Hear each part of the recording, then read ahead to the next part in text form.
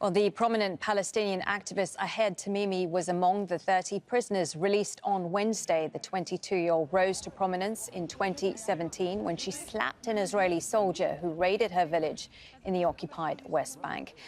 At the time, she was sentenced to 8 months in prison. Tamimi was arrested again earlier this month on suspicion of inciting violence.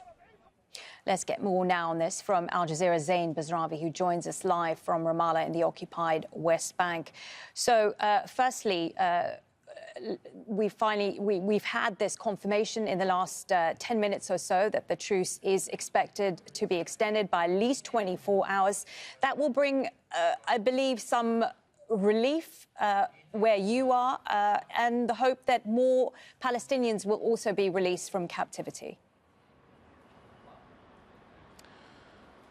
Yes, every time we have spoken to Palestinians here in the occupied West Bank, whether it was those who have been detained, whether it was their families, people being released, regular everyday people on the street, those at the celebrations, everyone is excited. And they say the same thing, that the release of each and every Palestinian, every single Palestinian who has freedom, is a reason for celebration and hope. Every single extra day any Palestinian spends in Israeli captivity is a reason to continue to demand justice in the face of the occupation.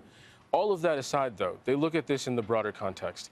Every single person also agrees that what they want is for the ceasefire to carry on. The most important thing is to keep the two sides talking, keep the Israelis and the Palestinians negotiating, talking, maintain the ceasefire to make sure the bombardment of Gaza does not restart.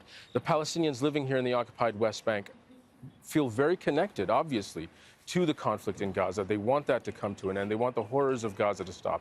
One mother over the course of the last week or so even said to us that she was looking forward to her daughter getting out. She was cooking her daughter's favorite meals, but said if it means that the bombardment of Gaza will stop, if the war on Gaza will end, that she would be willing to see her daughter remain in prison. So it's no small thing for the people here that this ceasefire has carried on, and they will no doubt be looking to the events later today to make sure, or to hopefully to make sure that that carries on. Now, they also look at this in a broader context. Yes, these detentions, these detainees being released is a positive step forward.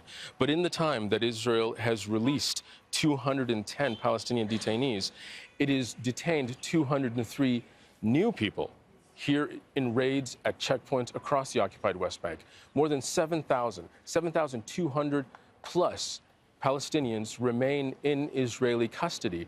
A third of them detained since the events of October 7th, since the war on Gaza began, in raids in the occupied West Bank. So this territory, this part of the occupied territories has certainly been suffering greatly since the war began. It was already suffering raids and incursions and constant pressure by Israeli forces even before the war. It went up in intensity after the war began, and no doubt people living across the occupied territories will be looking to this U.S. shuttle diplomacy that is ongoing, a visit by U.S. Secretary of State Antony Blinken later today. They will be looking to that to see what comes out of it.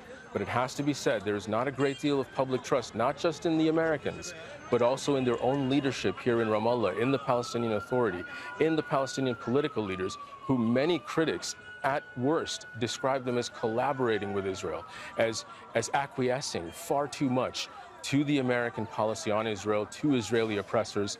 And it has to be remembered that that lack of public trust, whether it is in this process of a ceasefire, of a swap deal, or anything else, they look at it in the broader context. Ever since the Palestinian Authority, the PLO, took over, what we have seen is Palestinian lands continue to shrink under their watch. And that is something that they have criticized their leaders for.